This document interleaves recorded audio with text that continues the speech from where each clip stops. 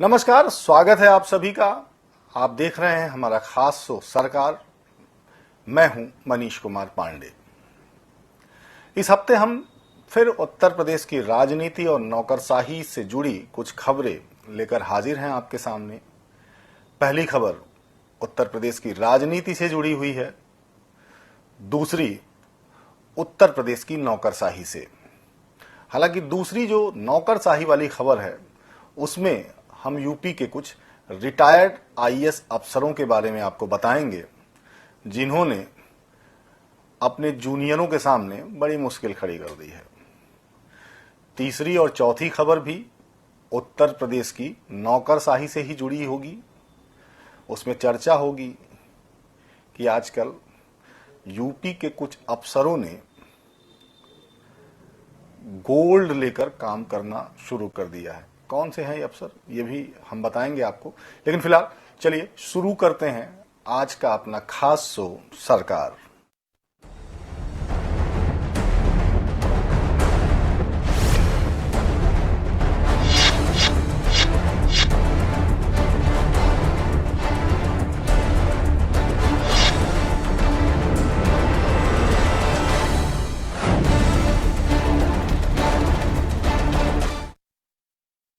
उत्तर प्रदेश में आपने देखा होगा पिछले एक हफ्ते में लगभग 7 दिनों का विधानसभा सत्र चला। 7 दिनों के विधानसभा सत्र की बहुत सारी यादें ये सत्र आपके जहन में छोड़ गया होगा। दलों की तलखियां दिखी, आपसी जो एक सौहार्द होता है वो भी दिखा। सदन की शुरुआत मणिपुर की चर्चा से शुरू हुई, जिसको लेके विधानसभा की कार्यवाही स्थगित तक करनी पड़ी।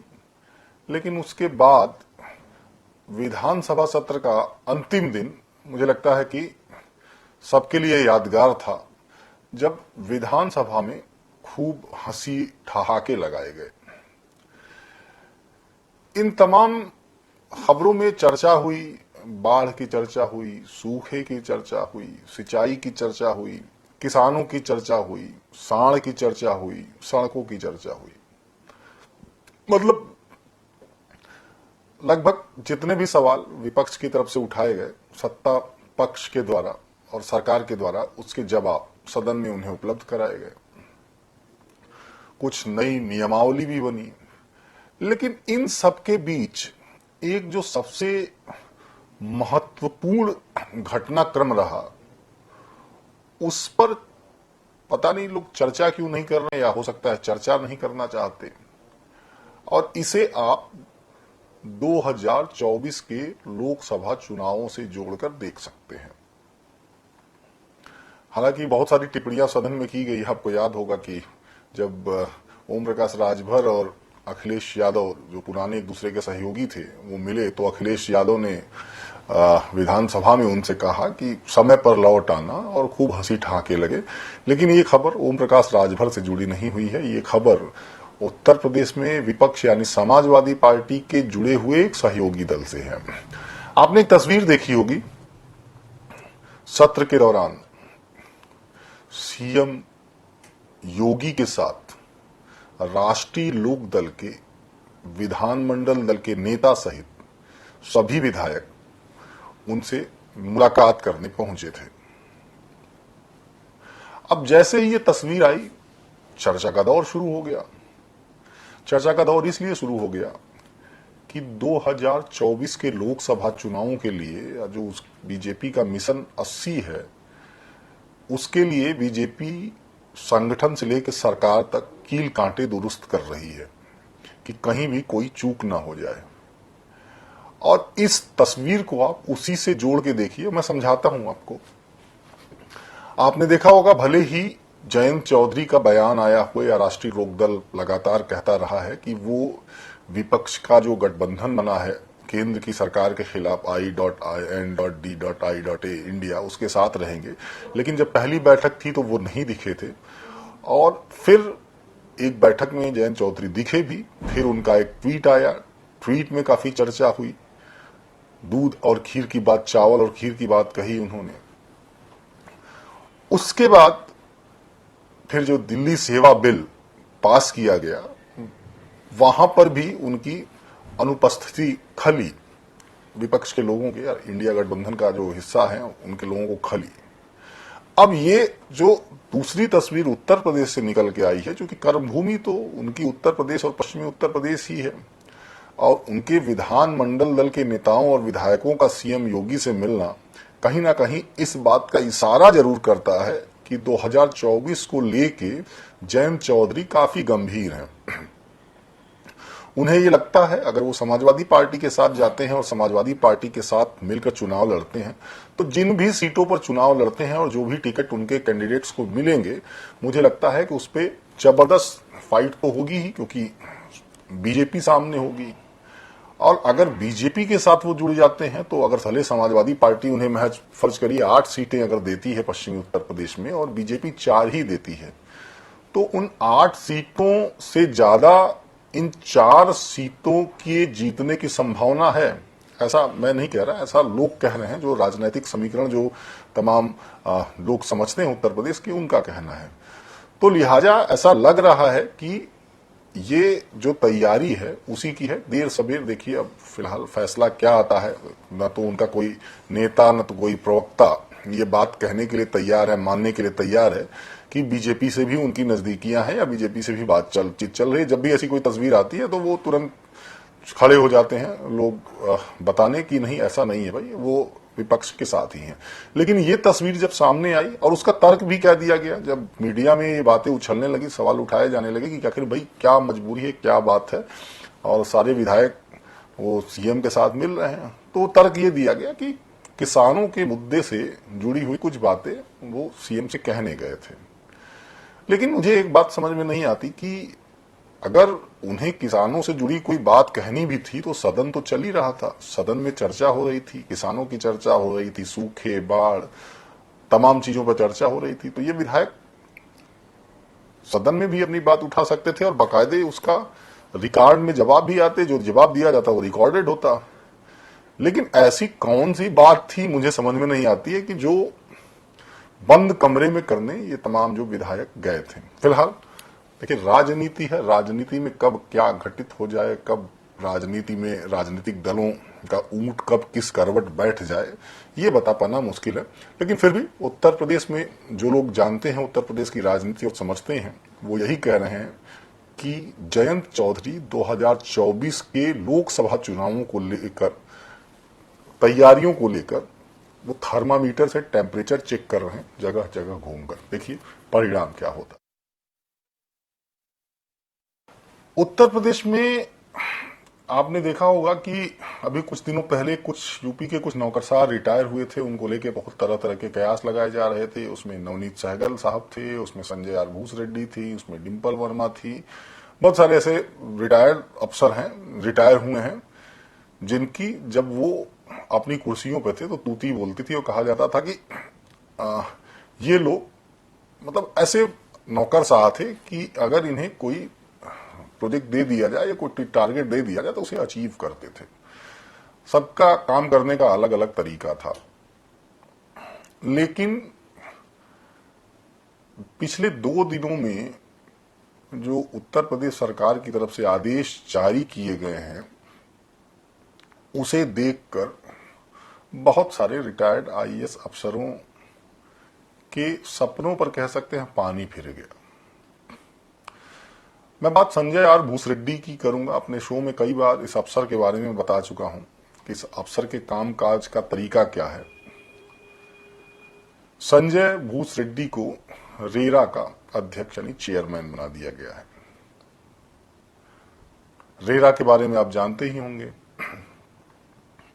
और संजय भूस रेड्डी के बनने के बाद क्या स्थितियां बन रही हैं, ये हम आपको समझाने की कोशिश करेंगे। संजय आर भूस रेड्डी एक ऐसे अफसर रहे कि जब उन्हें उत्तर प्रदेश सरकार ने गन्ना और आबकारी विभाग की कमान सौंपी, तो गन्ना किसानों का मुद्दा और आबकारी, ये दोनों विभाग अक्सर अपनी कारनामों की वजह से चर्चा में आ जाते थे। गन्ना किसानों का अक्सर धरना प्रदर्शन हुआ करता था, हमने देखा है, हम उस दौरान रिपोर्टिंग करते थे कि देखते थे कि जो गन्ना संस्थान का परिसर था वो अक्सर किसानों से भरा रहता था। ट्रैक्टर, ट्रालियां, ट्रकों से वो एकाएक पहुंच जाते थे, वहां अपना धरना प्रदर्शन करते थे। मतलब कुल मिला जुला के जो गन्ना मिले थी या जो सरकारी मिले थी वो गन्ना किसानों का भुगतान सही समय पर नहीं करती थी, जिसकी वजह से किसान धरना प्रदर्शन करने के लिए मजबूर होते थे। संजय आर भूसरेड्डी को सीएम योगी ने जब गन्ना की जिम्मेदारी सौंपी तो उसके बाद देखते ही देखते वो तस्वीर लखनऊ की सड़कों से गायब हो गई। अब आपको लखनऊ की सड़कों पर गन्ना किसान नहीं दिखेंगे। हालांकि कल जब हम विधानसभा में थे तो हमने देखा कि उसमें पूर्व मुख्यमंत्री अखिलेश यादव ने ये तंज कसा था कि सरकार बड़ी ही चालाकी से ये बताती है कि गन्ना किसानों का भुगतान कितना किया गया, बकाया कितना है ये कभी नहीं बताती है। लेकिन ये भी समझने की जरूरत है कि अगर भुगतान हो रहा है, हाँ अगर कुछ बकाया भी है तो जाहिर तौर पे भुगतान न होने से अच्छा तो कुछ भुगतान होना और कुछ बकाया जो है आगे वो एक साइकिल चलती रहती है। इसलिए गन्ना किसान आंदोलित नहीं हो रहे हैं। तो संजय भूसरेड्डी वो अफसर हैं जिन्होंने उत्तर प्रदेश से गन्ना और गन्ना किसानों की समस्या को अगर देखा जाए 80% जो सरकार के लिए सरदर्द बना रहता था उसे कम कर दिया। दूसरा विभाग आबकारी जो उन्होंने पिछले 3-4 साल में उन्होंने संभाला।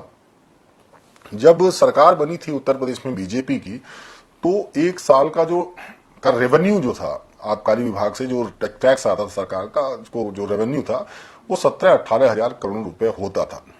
लेकिन 4 सालों में संजय आर भूसरेड्डी ने रिटायर होते होते अपने रिटायरमेंट के पहले वो टारगेट पहुंचा के 45 से 50 हजार करोड़ तक पहुंचा दिया। अब कहां 17,000 करोड़, कहां 45,000, 50,000 करोड़। तो अब इस अफसर की आप काबिलियत समझिए। अब इसे रेरा का चेयरमैन बना दिया गया, अध्यक्ष बना दिया गया। रेरा का काम क्या है कि उत्तर प्रदेश में जो तमाम जो बिल्डर हैं, जो आपने देखा होगा हर गली शहर चौराहों पर, कह सकते हैं कि छोटे छोटे बिल्डर, बड़े बड़े बिल्डर, इन पर लगाम लगाने के लिए एक संस्था सरकार ने बनाई थी कि जो बायर्स हैं, जो इनसे प्रॉपर्टी खरीदते हैं, वो कहीं ठगे ना जाए। बहुत सारे नियम है, उसमें विस्तार में जाएंगे तो बहुत लंबी हो जाएगी बातचीत। तो उनका रेरा का अध्यक्ष बना दिया गया है। अब बहुत सारे अफसर इस कुर्सी पर नजरें टिकाए बैठे हुए थे।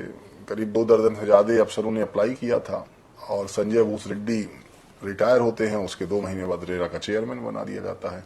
तो आप ये तय समझिए कि उत्तर प्रदेश में जो भी इस तरीके के बिल्डर हैं जो तमाम प्रोजेक्ट शुरू नहीं होता था अनाउंसमेंट कर देते थे, बुकिंग कर लेते थे, पोजीशन नहीं देते थे, या पोजीशन देते थे तो वहां सुविधाएं वो नहीं देते थे जो उन्होंने बुकिंग की टाइम दी थी। तो अब ऐसे बिल्डरों की उत्तर प्रदेश में सामत आनी तय है। हालांकि संजय भूसरेड्डी को चेयरमैन बनाया गया और दूसरी जो महिला अफसर हैं जिन्हें वहां पोस्ट किया गया है वो डिंपल वर्मा है।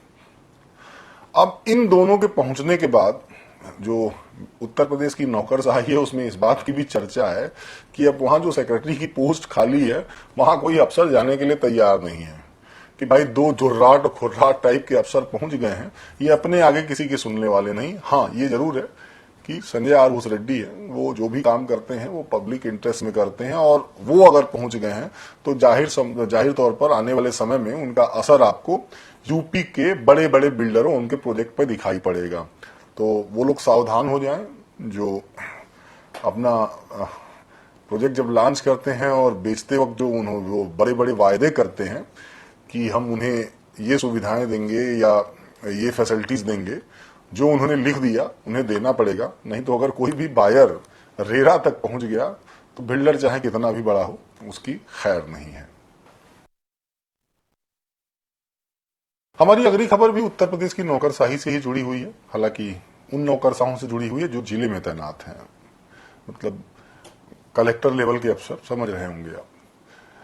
तो आमतौर पर जब 2-4-5 अफसर बैठते हैं तो जरूर एक दूसरे के बाद में कामकाज के बारे में चर्चा करते हैं। और ऐसे ही किसी अफसरों के बीच में बैठने का मौका मिला मुझे, तो सुनने में ये आया कि उत्तर प्रदेश की आजकल जिले में तैनात एक अफसर बड़े चर्चे में है और अगर कोई काम आपका ना हो और उनके पास उचित नजराना लेके जाएं तो वो काम हो सकता है।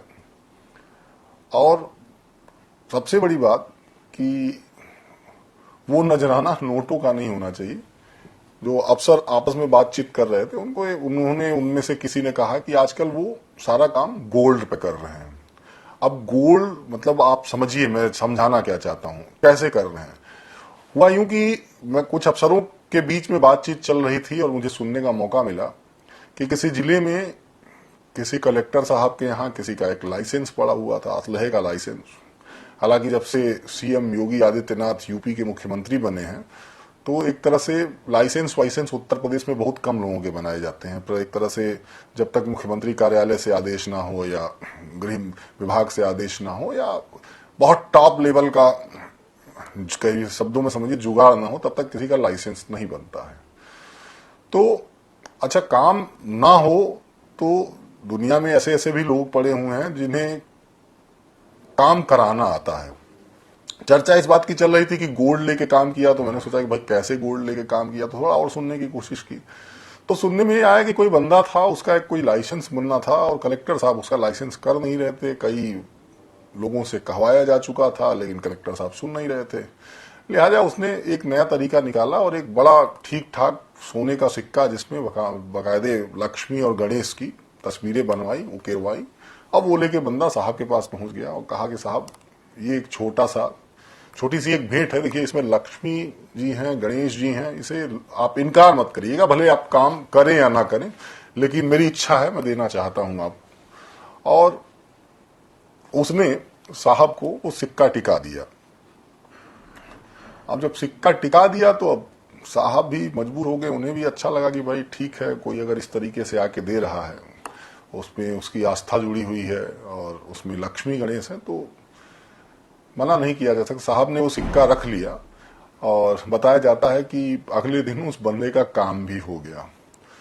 तो समझाने की मैं कोशिश यही कर रहा हूं कि समाज में ऐसे ऐसे लोग आज भी हैं कि अगर आप कोई काम ना करना चाहें तो वो आपसे काम करा ले जाएंगे। इसके अलावा एक और आईएएस अफसर की चर्चा है। बताया जा रहा है कि अपनी तैनाती के दौरान जो है उन्होंने अपने बंगले में खूब ढेर सारे पौधे लगवाए थे। पौधे 4-5 लाख रुपए के पौधे उन्होंने अपने गार्डन में रुपवा लिए।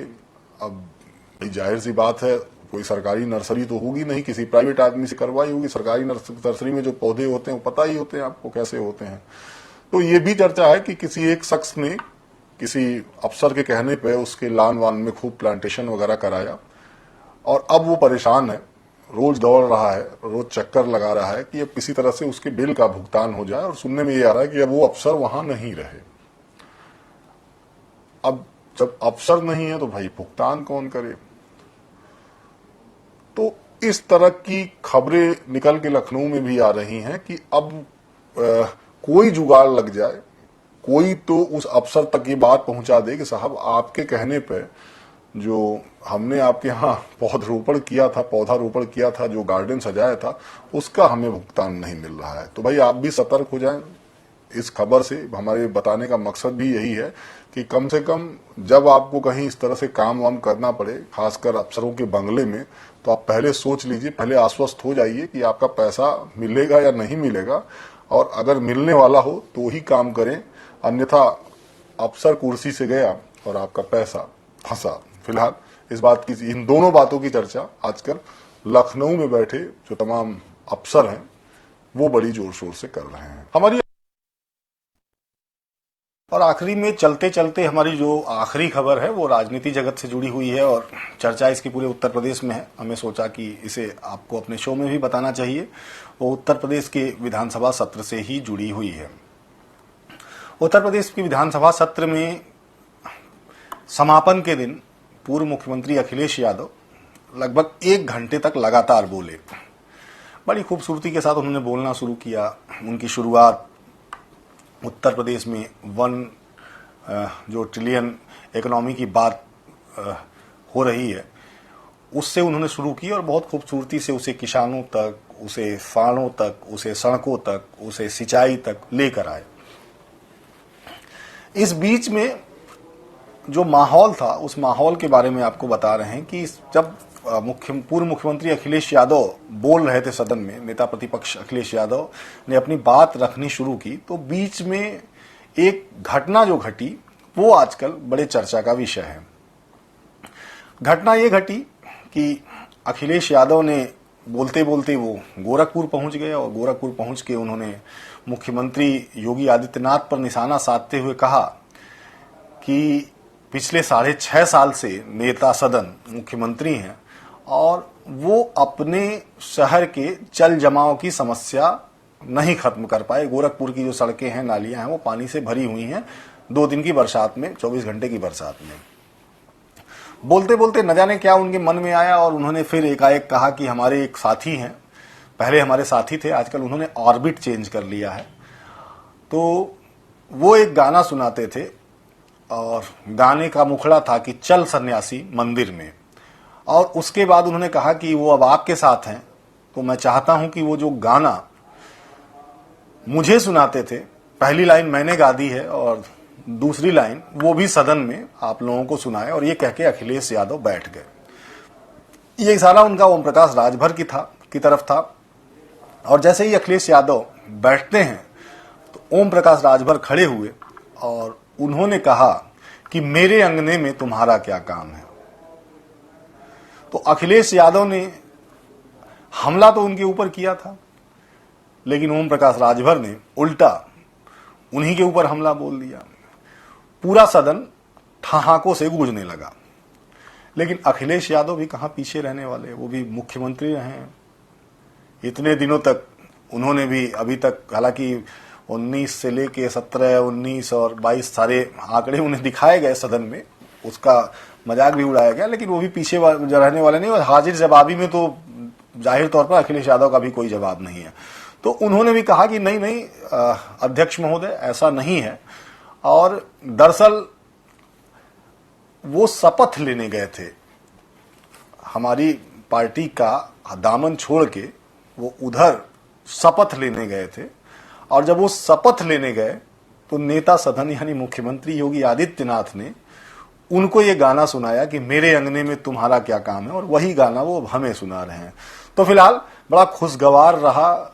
हालांकि सत्र की शुरुआत नोक झोंक से हुई और 7 दिन सत्र चला, और 7 दिन में आखिरी दिन का अगर जो सत्र की जो कार्यवाही हुई है, अगर आपको कहीं मिले तो आप जरूर देखिएगा, बहुत मजा आएगा आपको। कि आपको उत्तर प्रदेश में नेताओं का ये रूप बहुत कम सार्वजनिक मंचों पर देखने को मिलता है, जो सदन में दिखाई पड़ा। और आप देखेंगे तो आपको उत्तर प्रदेश की राजनीति को जानने और समझने में और आसानी होगी। और तो फिलहाल इस हफ्ते हमारे पास आपके लिए इतनी ही खबरें थी। अगले हफ्ते फिर आपके सामने ऐसी ही खबरों के साथ एक बार फिर पेश होंगे।